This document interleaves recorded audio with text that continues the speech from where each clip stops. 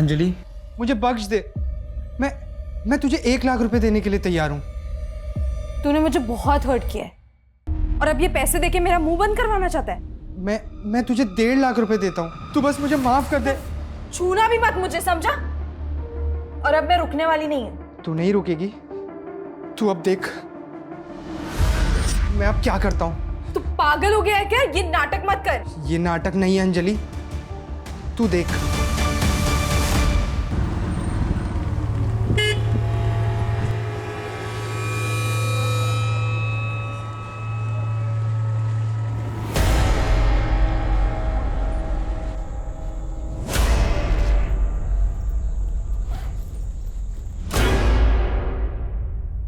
दीदी, आप आ गए? आज इतना लेट कैसे हो गया? कुछ नहीं, बस ऐसे बहुत अजीब फील हो रहा है प्रिया। आप रुको, मैं आपके लिए पानी लेके आती हूँ। ये लो, पियो और बताओ क्या हुआ। वो मेरी जॉब छूट गई है, पर तू टेंशन मत ले, हम अभी के अभी पूना शिफ्ट हो रहे हैं, ठीक है? अभी? हाँ अभी।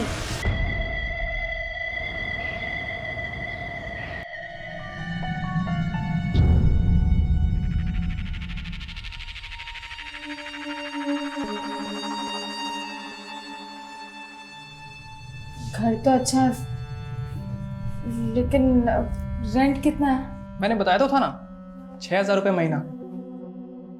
थोड़ा कम नहीं हो सकता क्या? बिल्कुल नहीं, और रेंट के साथ साथ डिपॉजिट भी देना होगा 60,000 रुपये। लेकिन आपने तो कहा था। मैंने जो कहा है वही फाइनल, 60,000 रुपये डिपॉजिट और 6,000 रुपये महीना भाड़ा। देखिए, मैं 60,000 तो नहीं दे सकती, लेकिन 3 महीने का एडवांस। हाँ चलेगा, ठीक है, चलेगा चलेगा। Thank you. बड़ी जल्दी उनकी शर्त मान ली आपने, पहले से जानते थे क्या? और इतना मुस्कुरा क्यों रहे थे उन्हें देखकर? अरे तेरे दिमाग में क्या शक करने का सॉफ्टवेयर पड़ा है क्या? कभी सीधा सोचती नहीं? क्या हुआ आई? अरे वो प्रकाश पता नहीं किन लड़कियों को लेके आ गया और तेरे पापा बिना जांच पड़ताल के उन्हें घर भाड़े पे दे दिया।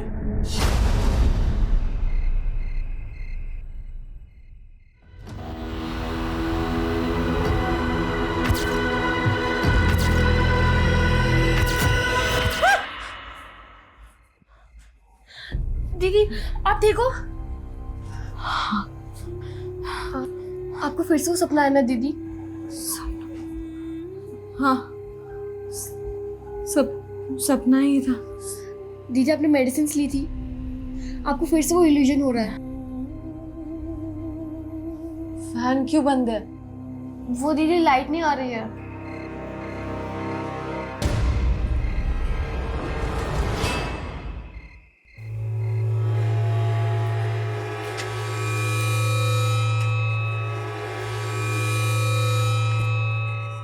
गणपत, तुम्हारी इधर लाइट आ रही है, हमारी उधर नहीं आ रही। एक बार प्लीज चेक कर लोगे क्या? स्टूल मिलेगा? हाँ, मैं लेकर आती हूँ। ये लो।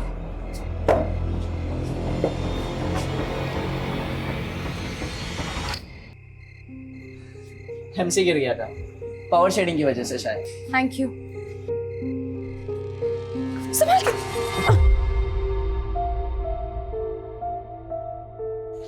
अब लाइट आ गई, मैं चलता हूँ। मैंने तो आपको पानी के लिए भी नहीं पूछा।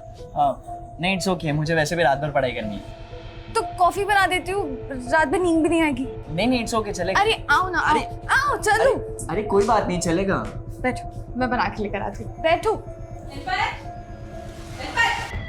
इतनी रात को तू यहाँ पे क्या कर रहा है? अरे वो आंटी, मैंने बुलाया था क्योंकि मेरे घर की लाइट चली गई थी। लाइट जाने का बहाना बनाकर तूने मेरे बेटे को यहाँ पर बुलाया है? क्या? आई कुछ भी तू मत। तो चुप ही कर, तू जानता नहीं है ऐसी लड़कियों को। अरे इनका तो काम ही है अच्छे घर के लड़कों को फंसाकर उनका इस्तेमाल। बस करो आंटी, मैं चुप हूँ तो मतलब आप कुछ भी बोली जा रही हो? तुम मुझसे जबान लड़ाई की 2 टके की लड़की। खबरदार जो आपने ये सब लैंग्वेजेस यूज किया। हाँ तो क्या कर लेगी तू? क्या हुआ क्या? आप तो चुप ही करो। आपको कहा था ना इन लड़कियों को भाड़े पे मत रखो। देखो इतनी रात को हमारे बेटे को यहाँ पे बुलाकर पता नहीं क्या क्या कर रही थी। अरे कोई वीडियो स्टूडियो बनाकर ब्लैकमेल करती तो? आंटी अब आप बहुत ज्यादा बोल रही हो। हाँ तो क्या कर लेगी तू? कल के कल अगर इन लड़कियों को तुमने बाहर नहीं निकाला ना तो मैं इनका सामान उठाकर बाहर फेंक दूंगी। और तुम क्या देख रहा है? चल यहाँ से। आई सॉरी, लेकिन तुमको दूसरा घर देखना होगा। अरे पर अचानक हम लोग कहाँ जाएंगे? मैं कुछ कर नहीं सकता इस मामले में।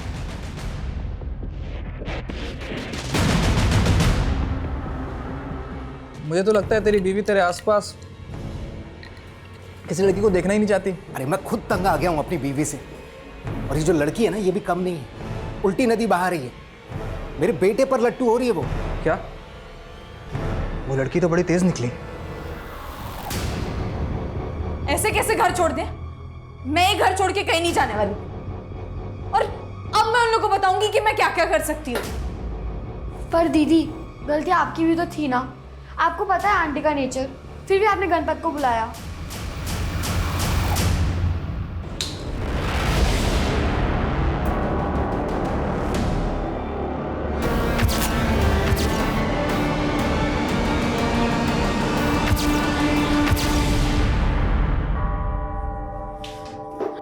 दीदी, अंजलि दीदी, दीदी उठो, अंजलि दीदी उठो। दीदी आप टेंशन मत लो, सब ठीक हो जाएगा।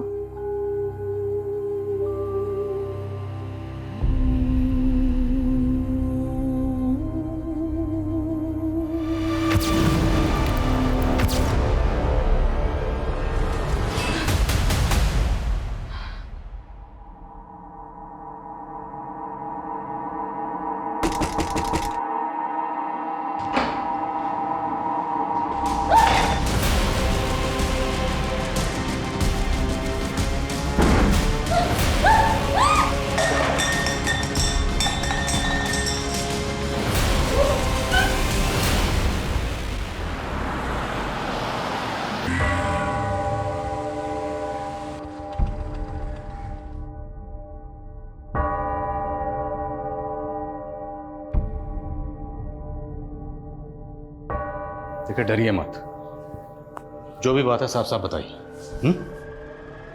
घबराने की जरूरत नहीं। बोलिए क्या हुआ? सर मेरा गैंग रेप हुआ है। कितने लोग थे? 2 नहीं, ये शायद 3। आप जानती हैं उन्हें? बहुत अंधेरा था, मैं किसी का चेहरा देख नहीं सकी। कहाँ हुआ? मेरे घर। घर पे? आपकी फैमिली कहाँ रहती है? मैं अपनी छोटी बहन के साथ रहती हूँ, हम रेंट पर रहते हैं। Sir please help me. घबराइए मत, सब ठीक हो जाएगा। हम मदद करेंगे हर तरह से। लेकिन पहले हमें आपका मेडिकल करवाना पड़ेगा।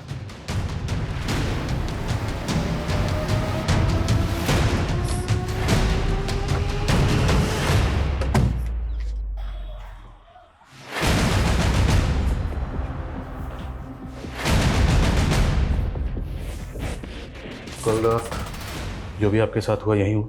जी सर। वो लोग ज़बरदस्ती आए होंगे, आपके हाथ पैर बांधे होंगे, स्कफल हुई होगी, लेकिन कमरा देखकर ऐसा कुछ लग नहीं रहा। आप लोगों ने सफाई की थी? नहीं, शायद हाथ पैर बांधे थे ये तो पक्का है ना? तो रेप करने के बाद हाथ पैर तो खोले नहीं होंगे। आपने खुद को फ्री कैसे किया? मुझे कुछ याद नहीं आ रहा है। बांधा किस चीज़ से था? इलेक्ट्रिक वायर था। कोई वायर नजर नहीं आ रहा। शायद उन्होंने मुझे खोला होगा और शायद वायर अपने साथ ले गए। ये आपकी बहन है? जी। ये कल रात यहीं थी? क्या नाम है बेटा? प्रिया। प्रिया बेटा, कल रात आपकी बहन के साथ क्या हुआ था? देखा था आपने? कुछ सुना था?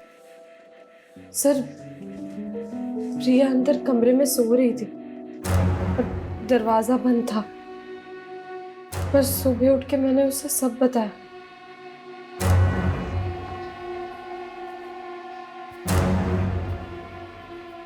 ये लड़की अंजलि कह रही है कि इसका गैंग रेप हुआ है, लेकिन क्या हुआ, कैसे हुआ, इसका कुछ याद नहीं। छोटी बहन साथ में मौजूद थी, उसने भी कुछ देखा नहीं, कुछ सुना नहीं। कैसे मुमकिन है? पड़ोसी से पता करो, शायद किसी ने कुछ देखा है, सुना। मैं मकान मालिक से मिलता हूँ। Okay sir. क्या अंजलि का रेप? गैंग रेप हुआ मैडम। कब? कल रात को आप लोगों ने कुछ तो सुना होगा, स्ट्रगल की कोई आवाज़ आई होगी, कुछ तोड़फोड़ हुई होगी। कल रात इस एरिया की इलेक्ट्रिसिटी गई।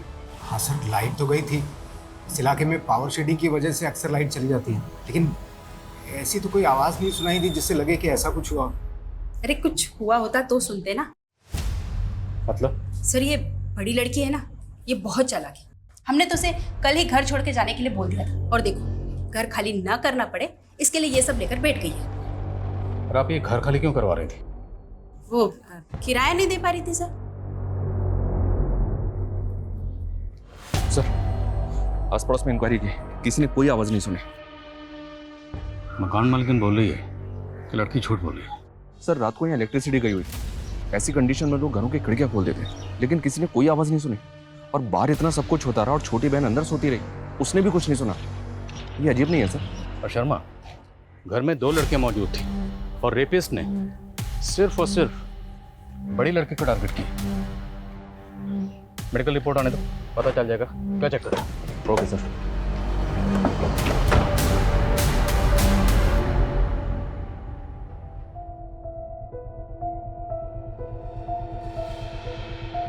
दीदी, कल रात सच में आपके साथ?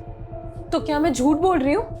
नहीं दीदी, पर फिर आपने मुझे रात में क्यों नहीं बताया?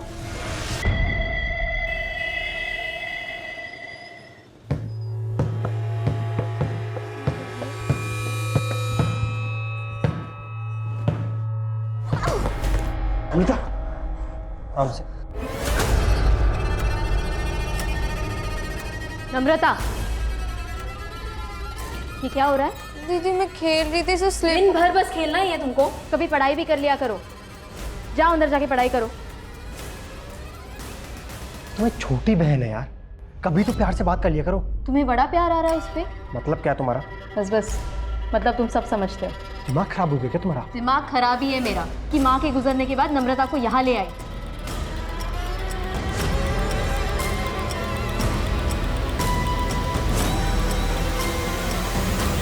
सर, ये अंजलि की मेडिकल रिपोर्ट, उसकी बॉडी पे किसी भी तरह की खरोच के निशान नहीं है, जिससे ये साबित हो कि उसके साथ जबरदस्ती हुई, और ना ही किसी रेपिस्ट के सीमेन सैंपल्स। रिपोर्ट्स भी कंफर्म नहीं करे हैं सर कि उसके साथ रेप हुआ है, हालांकि लड़की सेक्सुअली एक्टिव थी। अंजलि की बॉडी पे किसी रेपिस्ट के सेमेन नहीं मिले और उनके घर पर उन 2 बहनों के अलावा किसी तीसरे शख्स के फिंगरप्रिंट्स नहीं मिले। अंजलि की मकान मालिक ने बोला था सर कि अंजलि झूठ बोल रही है, और ये रिपोर्ट्स भी इसी तरफ इशारा कर रही हैं। देखते हैं अंजलि इस बारे में क्या कहती है। हाँ सर, ये बात सच है कि मकान मालिक ने हमें घर खाली करने को कहा था, लेकिन सर मैं झूठ नहीं बोल रही हूँ, मेरा सच में रेप हुआ है। गैंग रेप कहा था? हाँ। और आपकी बॉडी पर किसी रेपिस्ट के सेमेन नहीं मिले। लेकिन सर उन लोगों ने मेरे साथ जबरदस्ती की थी। हाँ लेकिन उन लोगों ने मेरे साथ रेप करने के बाद मुझे जबरदस्ती नहला दिया था। सर शायद इसी वजह से सिमरन। ये आपने हमें पहले क्यों नहीं बताया? सर मैं बहुत ज्यादा पैनिक हो गई थी, मेरे साथ इतना सब कुछ हुआ, लेकिन आप लोग भरोसा करने के लिए तैयार ही नहीं। मीडिया वाले सही कहते हैं, आप लोग के इसी रवैये की वजह से ना 90% ऑफ रेप विक्टिम रिपोर्ट लिखवाने से डरते हैं। देखिए, हम खुद कुछ नहीं कह रहे हैं, ये सब आपकी मेडिकल रिपोर्ट में लिख के रहा है, और आपकी बहन भी तो मौजूद थी। ये बेटा, हमें वाकई समझ में नहीं आ रहा, आपकी बहन के साथ इतना कुछ हुआ, आपने कुछ देखा नहीं, कुछ सुना नहीं, कैसे? वो सर, मुझे उस दिन फीवर था, इसलिए मैं दवाई लेकर सो गई थी, शायद इसलिए मेरी आंखें नहीं खुली। सर, मुझे ऐसा लग रहा है कि अंजलि ने अपनी बहन को रटा दिया है, जो उसे हमारे सामने क्या बोलना। एक काम करते हैं, अंजलि से थोड़ा सख्ती से इंक्वायरी करते हैं। नहीं कर सकते, देखा नहीं तो कैसे मीडिया का हवाला देकर रेप विक्टिम्स की बातें कर रही थी। अगर हमने ऐसा किया तो मीडिया में बवाल मचाएगी कि हम उसकी बात सुन नहीं रहे। तो फिर क्या करना चाहिए सर? पता करना होगा कि अंजलि झूठ किस मकसद से बोल रही है।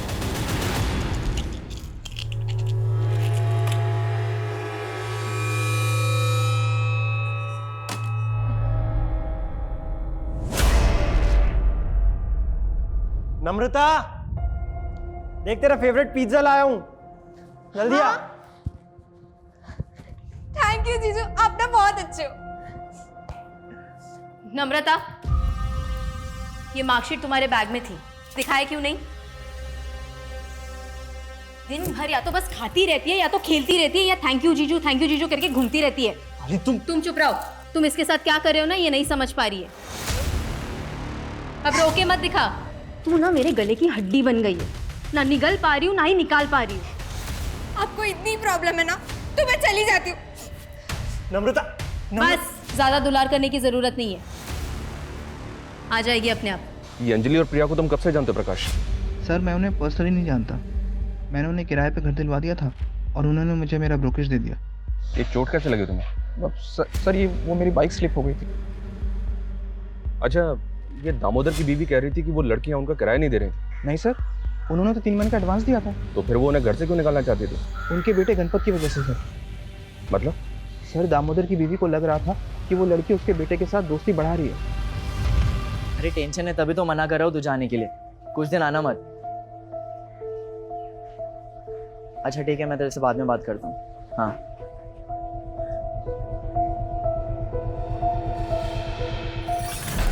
अरे आजकल तो हर रात सुहाग रात। हाँ फिर मुझे मालूम नहीं था कि तेरी जोड़ी ऐसे रास आएगी। अरे भाई तू बस देखता जा, अपना धंधा भी बढ़ेगा और मजे तो मजे भी होते रहेंगे। अच्छा फिर बॉस कौन है मालूम है ना? कौन है बॉस? एक चीज याद रखना, क्या? 30% तू और 70% मैं। मतलब बॉस तू है? आजा तेरे को खाना खिलाता हूँ। अरे बैठ। अरे नरेंद्र, क्या चश्मा पहना है नरेंद्र। ये ले तेरे लिए इम्पोर्टेंट सिगरेट है, कस्टम का माल है। कश कश के पीना। क्या सच बोलो ना, वहाँ दे दे। तो सिगरेट पी के मुझे फेफड़े जला के जल्दी नहीं मरना है। दिन की 3 सिगरेट पीता हूँ बस है भाई। वादे का पक्का नरेंद्र। क्या खिला दिया तू उसको? तू कुछ भी बोलती है इसके लिए बन जाती है पत्थर की लकीर। हाँ तू तो मेरी हर बात भजियो जैसी तल देता है ना। ए छोड़ना यार, मेरे को भूख लगी है, कुछ खिला दे। फ्री में नहीं दूंगी। इतनी महंगी सिगरेट पिलाता हूँ उसको मैं। हाँ, और तू क्या मेरी माँ हो के तू ऐसा दुकान वाली बात करेगी? तुझे बड़ी पड़ी है अपनी माँ बाप की। बाप की आंखें नहीं है, माँ के घुटनों में दर्द रहता है। कभी बटाता है तू हमारा हाथ? मुझे ये स्टॉल वॉल में इंटरेस्ट नहीं है। अपना देखना यही सड़क पे एक आलीशान रेस्टोरेंट होगा, फिर रेस्टोरेंट में जाके खाना खा। सर मैंने अंजलि के पिछले दिनों के मूवमेंट चेक किए। वो पिछले 2 महीने से अलग अलग ऑफिस में इंटरव्यू दे रही है जॉब के लिए, लेकिन अभी तक जॉब मिली नहीं उसको। मतलब जॉबलेस थी? क्या सर? उसकी मकान मालकिन भी कह रही थी कोई किराया नहीं दे पा रही थी। तो क्या मतलब मकान खाली ना करना पड़े सिर्फ इसलिए कोई लड़की इतना बड़ा झूठ बोलेगी? हो सकता है सर उसे कोई दिमागी परेशानी।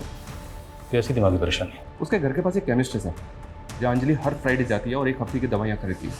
मैंने उस केमिस्ट से बात की, उसने बताया कि अंजलि ये दवाइयाँ साइकाट्रिस्ट के प्रेस्क्रिप्शन पे खरीद रही है। नासिक की सर्वदीप डिस्पेंसरी की प्रेस्क्रिप्शन थी वो। सर क्या मैं आपको पागल लगती हूँ? बिल्कुल नहीं। पर आपको मेंटल हेल्थ के क्या इश्यूज हैं? किस चीज़ की मेडिसिन ले रही हैं आप? मैं मेंटल स्ट्रेस से गुजर रही हूँ। कैसी स्ट्रेस? सर लाइफ में स्ट्रेस कम नहीं है। जॉब का स्ट्रेस, सर्वाइवल का स्ट्रेस, रेंट का स्ट्रेस और प्लस मेरी बहन का फीस का स्ट्रेस। सर मेरे अलावा मेरी बहन का इस दुनिया में कोई नहीं है। देखिए मैं समझ रहा हूँ, लेकिन आप नहीं समझ रहे। आप एक ही सवाल बार बार पूछे जा रहे हैं, उसकी वजह से मुझे और स्ट्रेस हो रहा है। सर मेरे साथ इतना कुछ हुआ है और आप बाल की खाल निकालने पे तुले हैं। मैडम अभी तो बाल ही नहीं मिला तो खाल क्या निकालेंगे? एक भी ऐसा क्लू नहीं मिला जिससे साबित हो कि आपका रेप हुआ। सर आप लोगों ने तो ठान ही लिया कि आप लोग मुझे इंसाफ दिलवाएंगे ही। मैं आप लोगों को कितनी बार बोलूं कि मैं झूठ नहीं बोल रही हूँ? अब क्या अपने आप को जलाकर अग्नि परीक्षा देनी होगी? ठीक है तो फिर यही सही। दीदी नहीं छोड़ो मुझे।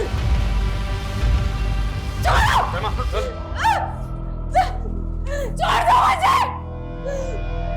अगर आप लोग इंसाफ नहीं दिला सकते ना तो मर जाने दो।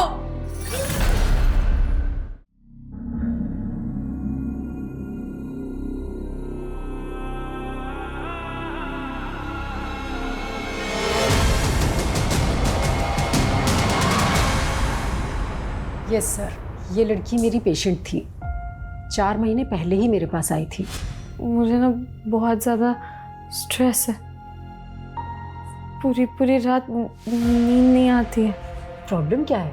वो सपना उसको चलता हुआ देखती हूँ। मैंने इससे 2 सेशन ही बात की थी और मैं समझ गई थी कि ये कोई सपना नहीं है बल्कि उसका कोई पास्ट है जिसमें उसने किसी जिंदा औरत को जलते हुए विटनेस किया है। तो क्या अंजलि ने आपको ये बताया था कि उस औरत से उसका रिश्ता क्या है? एक्चुअली उसने खुलकर कुछ भी नहीं बताया, बल्कि मैं सोच रही थी कि नेक्स्ट सेशन में उसे डीपली डिस्कस करूंगी, पर उसने तो आना ही बंद कर दिया। वो नासिक में कहाँ रहती है? शायद गणेश नगर, वहीं पास में ही कोई अनुवा केमिकल्स करके कोई एक कंपनी है, शायद उसी में काम करती थी। क्या अंजलि ने रेप केस फाइल किया है? उसने तो हमें ये बताया कि उसका गैंग रेप हुआ है। पर सर ये सब किया किसने? वो तो अंजलि को भी नहीं पता है, लेकिन हम ये जानना चाहते हैं कि उसने यहाँ का जॉब क्यों छोड़ा। सर वो जॉब करने आई कहाँ थी? मतलब? सर मुझे आपको बताने से बहुत डर लग रहा है, लेकिन आपको कहीं और से सच्चाई पता चले इससे पहले मैं आपको सच बता देता हूँ। भाई बहुत तगड़ा ऑर्डर लगा इस बार हाथ। क्या बात है। 1 kg कानपुर ले जाना है, रिस्क तो है, पता क्या करें। नरेंद्र, अरे मेरा बाप कब काम आएगा? सुन, ये दिव्या लोग है ना, ये लोग को क्या मिलता है मालूम है? हमदर्दी। ये लोग का चेकिंग होने का चांसेस बहुत कम है। नासिक में स्टोर मैनेजर कुणाल को रेप की धमकी देकर ब्लैकमेल कर रही थी, और यहाँ पे ये गैंग रेप चल क्या रहा है? कुणाल झूठ बोल रहा है सर, वो मुझे मोलेस्ट कर रहा था। 1.5 लाख रुपए लिए थे तुमने कुणाल से, ट्रांजैक्शन का प्रूफ है हमारे पास। हाँ मैंने उससे 1.5 लाख रुपए लिए थे, लेकिन वो मुझे मोलेस्ट कर रहा था। मैंने उसके खिलाफ कंप्लेंट करने का भी सोचा, लेकिन जब उसने सुसाइड करने की कोशिश की तो मैं पीछे हट गई। सर मैं आपको गुमराह करने की कोशिश नहीं कर रही, मुझे तो ऐसा लग रहा है कुणाल आपको गुमराह करने की कोशिश कर रहा है। कहीं ऐसा तो नहीं उस रात कुणाल ही आया था मुझसे बदला लेने के लिए? हमने बार बार पूछा कि आपके साथ जो भी हुआ वो किसने किया, कौन था, कुछ याद नहीं आया, और अब अचानक कुणाल पे शक। नई कहानी। वैसे और भी कई कहानियाँ हैं जो पता चली हैं। वो औरत कौन है जो जिंदा जली? साइकियाट्रिस्ट ने सब कुछ बता दिया। और भी किसी क्राइम में इन्वॉल्व हो? सर मैंने कभी कोई क्राइम नहीं किया है। वो औरत कौन थी जो जिंदा जली? वो हमारी माँ थी सर, जिसको हमारी आंखों के सामने जिंदा जला दिया गया। किसने जलाया? हमारे गांव वालों ने, जिसमें हमारा बाप भी शामिल था। हमारे बाप का बस चलता तो हमें बेच देता, उससे पीछा छुड़ाने के लिए हमें यहाँ आना पड़ा। मकान मालिक को बोला था कि माँ बाप मर चुके हैं, अब कह रही हो कि बाप जिंदा है, उसी ने माँ को मारा। झूठ क्यों बोला? हाँ सर मैंने झूठ बोला, अगर सच बोलती तो वो हमें किराए पे भी नहीं रखती। अच्छा, मकान खाली ना करना पड़े तो इसलिए झूठ का सहारा। एक बात बताओ, तुम खुद के लिए इंसाफ चाहती, अब तुम खुद कह रही हो कि तुम्हारी माँ को तुम्हारे बाप ने मारा था, तो फिर उस वक्त पुलिस कंप्लेंट क्यों नहीं की? तब हिम्मत नहीं थी सर, पर अब लग रहा है सच बोल के भी कोई फायदा नहीं है। अब आप क्या चाहते हैं कि हम भी अपनी माँ की तरह जल के मर जाएं? एक और ड्रामा नहीं चाहिए मुझे, समझे? सर आप ऐसे ही पल्ला नहीं झाड़ सकते। मेरा गैंग रेप हुआ है और ये आपकी ड्यूटी है कि आप मेरे गुनाहगारों को पकड़े।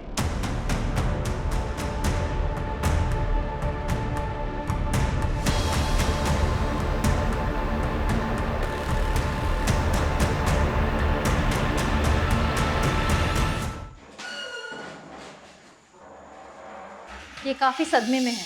पूछिए इसे इसके साथ क्या हुआ था और ये इस मार्केट में कैसे पहुंची।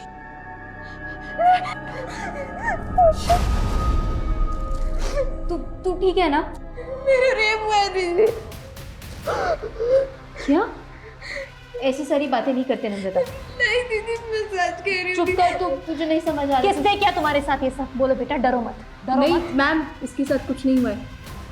ये झूठ बोल रही है। झूठ बोल रही है? अभी इसने खुद कहा। मैंने कहा ना आपसे इसके साथ कुछ नहीं हुआ है, ये बस हमसे नाराज थी इसीलिए घर से भाग गई थी। हमें इससे बात करने दो। मैम मैंने कहा ना आपको इसके साथ कुछ नहीं हुआ है। तू बता ना इनको, बता इनको। बोलो। देख लिया आपने, ठीक है ये इसके साथ कुछ नहीं हुआ है। नम्रता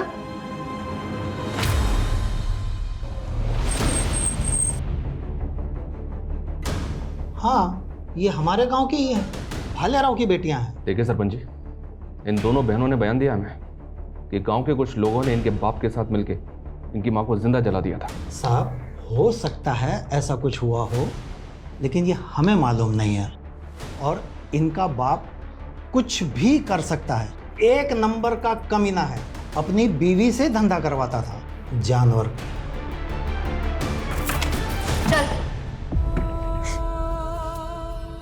कहाँ भाग गई थी? और ये क्या नई स्टोरी बनाई है? मेरा सच में रेप हुआ। बस, आज के बाद ये बात तेरी जुबान पे नहीं आनी चाहिए। अंदर जा और कपड़े बदल, और आज से तेरा इस घर के बाहर निकलना बंद।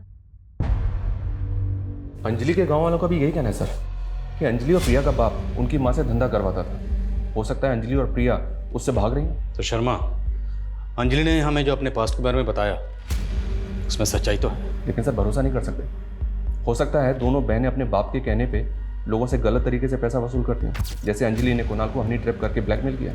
और यहाँ वो कह रही है कि उसके साथ गैंग रेप हुआ, लेकिन अभी तक इसका कोई सबूत नहीं मिला है सर। हो सकता है इसके पीछे अंजलि का कोई एजेंडा हो। लेकिन शर्मा, सबूत तो एजेंडे के भी नहीं मिले।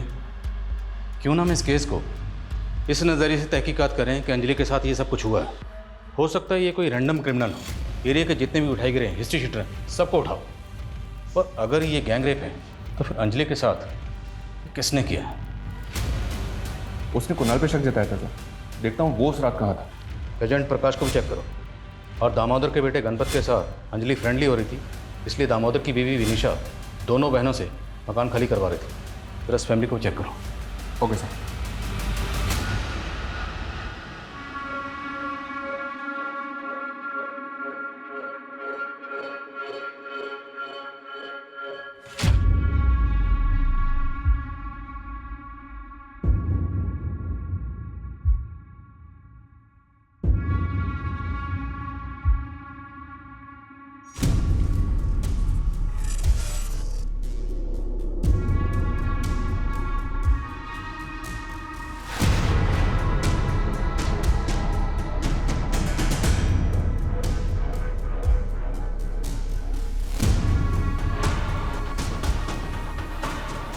मेरे फोन में क्या चेक कर रही है? यही कि उस रात तुमने किसे कॉल किया?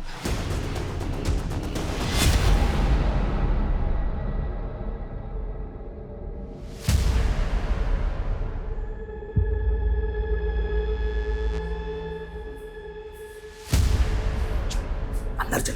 अरे तुम लोग बाहर से कहाँ से आ रहे हो?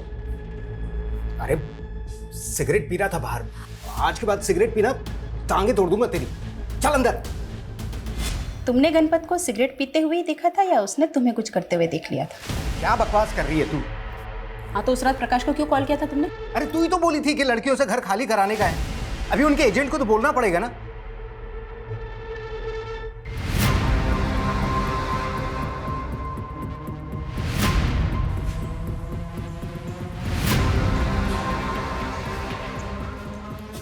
क्या हुआ है? उस रात तेरे पापा ने तुझे सिगरेट पीते ही पकड़ा था ना, या कुछ और करते हुए? क्या बोल रही आई? यही कि तेरा बाप तुझे बचा रहा है या तू अपने बाप को बचा रहा है?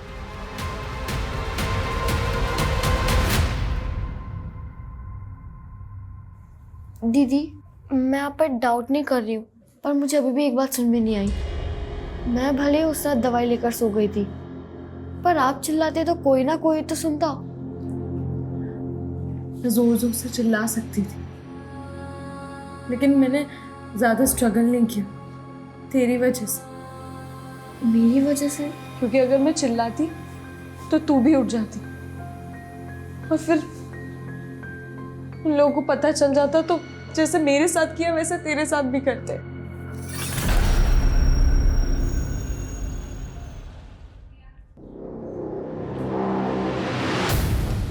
नम्रता ने हमें आपके फोन से कॉल किया था। उस दिन तो आप दोनों ने इसे बोलने नहीं दिया, लेकिन अब हम नम्रता से बात करेंगे।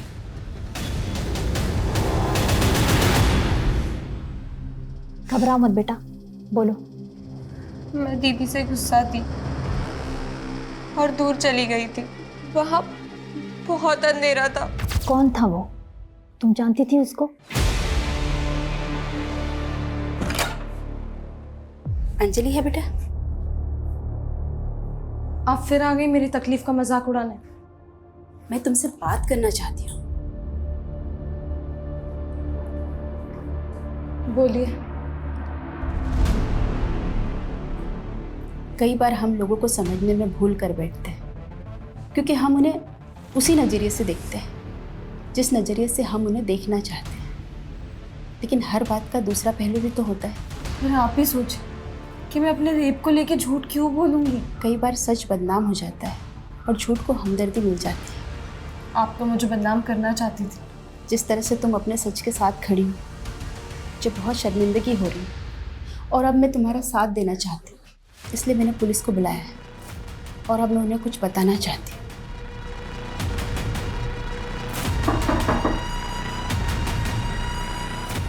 सर, उस रात मैंने यहाँ से कुछ आवाज़ें सुनी थी। पर ये अचानक आपका हृदय परिवर्तन कैसे हो गया? सर, याद आया तो बता दिया। अब कुछ सुना था तो कुछ देखा भी तो होगा।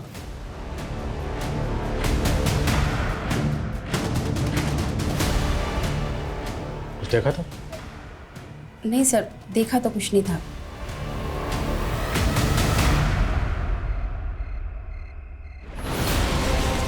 सर, भले ही अंजलि की मकान मालकिन भी उस पर भरोसा कर रही है, लेकिन अभी तक ऐसा कोई क्लू नहीं मिला है जिससे पता चले कि उस रात 2 या 3 लोग उस घर में आए थे जिन्होंने अंजलि का रेप किया था।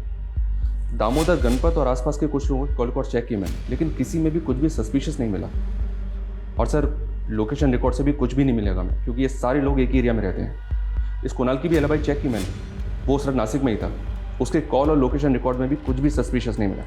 विनिशा का बेटा गणपत, इसकी अंजलि से दोस्ती थी, तो क्या विनिशा अंजलि का जज्बा देख कर डर गए, घबरा गए, इसलिए अंजलि को कॉन्फिडेंस में लेने का नाटक कर रही?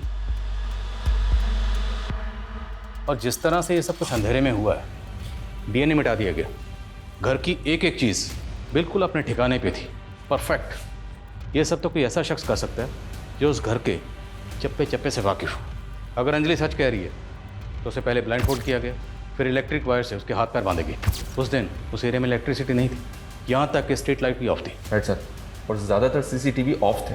क्या क्रिमिनल पहले से जानता था कि लाइट जाने वाली है? क्या क्रिमिनल इलेक्ट्रिसिटी बोर्ड से जुड़ा हो सकता है?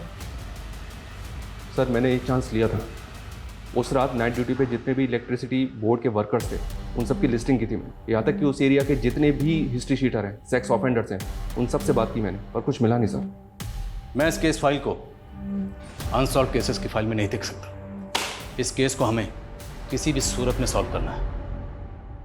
सर, हमें ऐसे 2 केसेस मिले हैं जिनमें रेप विक्टिम की स्टेटमेंट अंजलि की स्टेटमेंट से काफ़ी मैच कर रही है। कानपुर में एक 14 वर्षीय बच्ची के साथ रेप हुआ था सर, उसको भी इलेक्ट्रिक वायर से बांध के ब्लाइंड फोल्ड किया गया था। और जयपुर में 60 वर्षीय शांता के साथ भी काफ़ी ब्रूटैलिटी हुई थी सर। इन दोनों केसेस में क्रिमिनल्स ने क्राइम करने के बाद विक्टिम्स को नहला दिया था सीमेंट वाइप आउट करने के लिए। और ये दोनों केस घर के अंदर नहीं हुए सर, घर के बाहर ऐसी जगह पे हुए जहाँ काफ़ी अंधेरा था।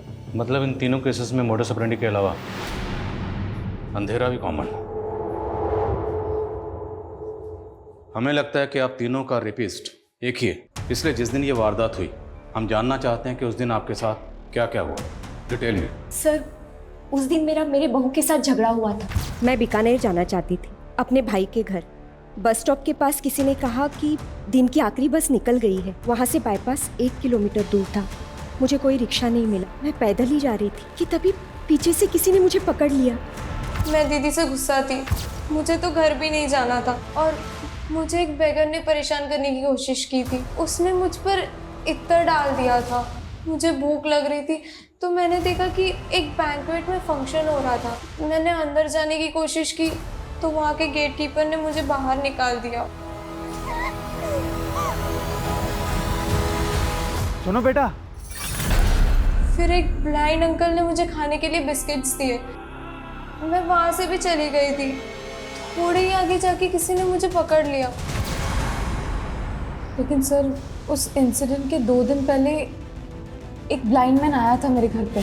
वो सेल्समैन था। जी जी, मैं ज़ायराज मशीन से आया हूँ। इन्वर्टर इंस्टॉल किया था हमने आपके यहाँ, उसकी कंप्लेंट है।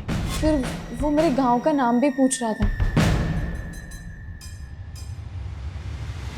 सर, जितनी सफाई और चालाकी से क्राइम्स किए गए हैं, जहाँ क्रिमिनल्स ने डीएनए तक नहीं छोड़ा है, मुझे नहीं लगता कि कोई ब्लाइंड मैन ऐसा करेगा।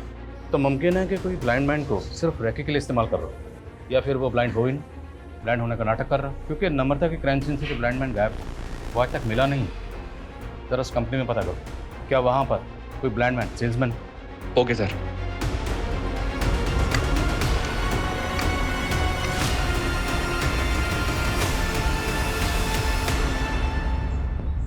नरेंद्र, हाँ किरण हमेशा लेट आता है।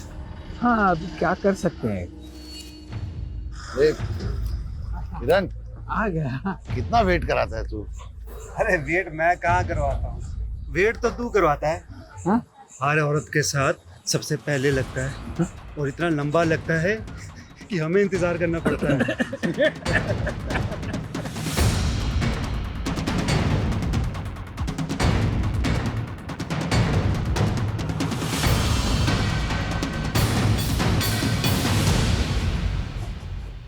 आगे एक लड़की बैठी है। एक ही शौक है। सर उसका लोकेशन यही शो हो रहा है, शायद वो ट्रैवल कर रहे हैं।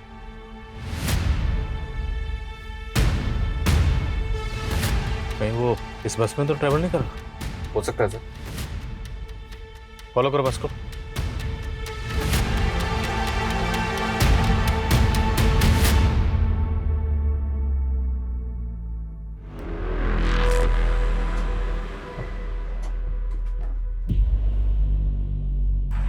मुझे तो 18 साल से ज्यादा नहीं लगती। मुझे तो 30 की लगती है।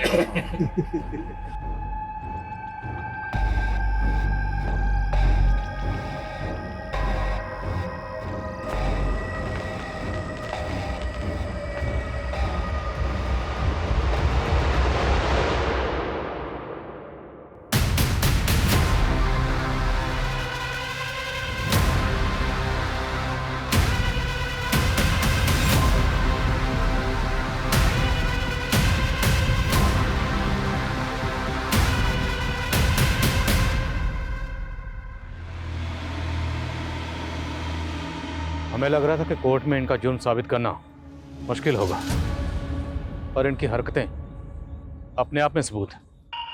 वीडियो बनाओ इनका।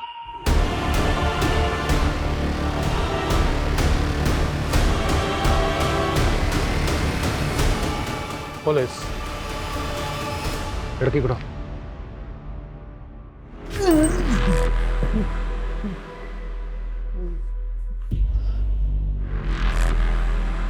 कानपुर की नम्रता, जयपुर की शांता और पुणे की अंजलि, तीनों विक्टिम्स ने तुम लोगों की तस्वीरों को आइडेंटिफाई किया। हो ही नहीं सकता, आप हमारे खिलाफ कुछ साबित नहीं कर पाएंगे। सब साबित होगा जब तुम तीनों को खड़े करके कोर्ट में विक्टिम के सामने तुम्हारी परेड करवाएंगे। और आज उस लड़की के साथ जो तुम लोग छिछोरी हरकतें कर रहे थे, उसका वीडियो है हमारे पास। अब बोलोगे या डंडा सूंघाएं तुम लोगों को? वो हम तीनों दोस्तों को लत सी है, किसी भी औरत की खुशबू सूंघ के हम उसकी खूबसूरती का अंदाज़ा लगा लेते हैं। उस रात हम लोग जयपुर में थे जब वो औरत बस के बारे में पूछ रही थी। उसने जो हेयर ऑयल लगाया था उसकी खुशबू से हम लोग मंत्रमुग्ध हो गए थे। और उस बच्ची के इत्र की खुशबू ने मुझे मदहोश कर दिया। तब मैं कानपुर घूमने गया था, फिर उसके साथ। तुम सिर्फ रैंडम लड़कियों को टारगेट नहीं करते शारिक। तुम्हारा असली नाम शारिक है, ये मैं पता चल गया। तुमने अपना नाम बदला सुधीर और बन गए इन्वर्टर सेल्समैन। वो वर्धा में मुझसे एक कांड हो गया था, वहाँ की पुलिस शारिक नाम के आदमी को ढूंढ रही थी, इसलिए मैंने नाम बदल लिया। वर्धा, अंजलि वर्धा की है, तो जानता है ना उसको? जी माफ कीजिएगा, आपकी आवाज़ कुछ जानी पहचानी सी लगती है। उसके गांव के पास ही मेरा गांव था, उसके बाप को भी जानता था मैं। बहुत पहले उसकी फैमिली से भी मिला था। आवाज से पहचान लिया? मुमकिन ही नहीं है। दिखता है ना तुझे? अंधा नहीं है ना तू? मैं पार्शियली ब्लाइंड हूँ, 70% अंधा हूँ मैं। और ये किरण, ये 60% अंधा है। और नरेंद्र कंप्लीट ब्लाइंड। ताज्जुब इस बात का नहीं कि तुम लोग विक्टिम्स के साथ रेप करने के बाद उन्हें नहला देते थे ताकि सीमेंस धुल जाए। तुम्हें ये सब पता था, इस बात की हैरानी नहीं है। हैरानी इस बात की है कि विक्टिम्स को पता नहीं चलता था कि तुम लोग अंधे हो, ब्लाइंड हो, और इतनी सफाई से अपना काम करके निकल जाते थे। कैसे करते थे इस? अंधेरा आंख वालों की कमजोरी है, हमारी नहीं।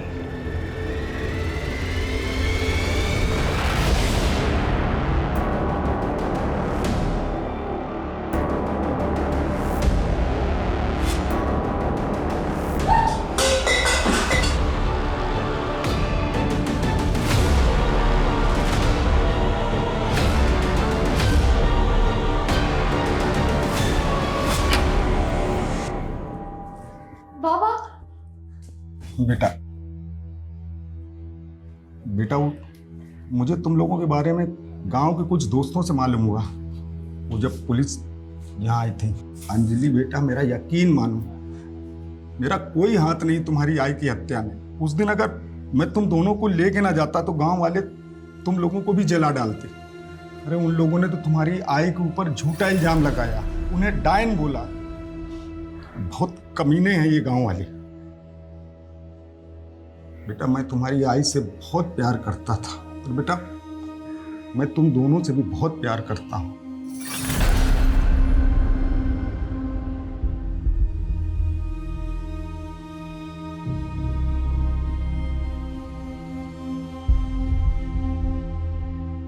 ऐसे स्ट्रेंज केस के बारे में तो मैंने कभी नहीं सुना था सर।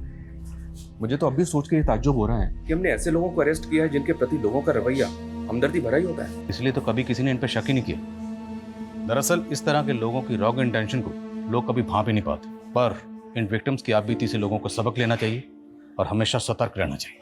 और एक बात सर, अंजलि अपनी माँ की हत्या के इंसाफ के लिए लड़ना चाहती है। उसने मदद मांगी हमसे। हमारा काम ही है मजलूम को इंसाफ दिलाना और लोगों को मदद करना। वो हम करेंगे।